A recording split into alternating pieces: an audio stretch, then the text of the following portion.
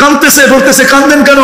উম্মত 1 বছর আগে তওবা করলে মাফ, মরার 1 বছর আগে জিবরিল পারবো না, 1 মাস আগে তাও পারবো না, 1 সপ্তাহ আগে তাও পারবো না, 1 দিন আগে তাও পারবো না, 24 ঘন্টা কণ্ঠনালীতে রূহ আসার পূর্ব মুহূর্তে মাফ চেয়ে মাফ করে দিবে।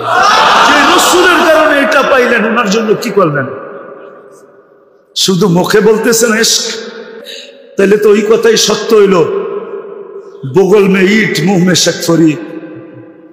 মুখে মুখে রাগ হয়, ভাবেন মৃত্যুর আগে ভাবলে রাস্তা খুলবে যে ওই রসুলরে কি দিলাম, যার জন্য এত কিছু পাইলাম।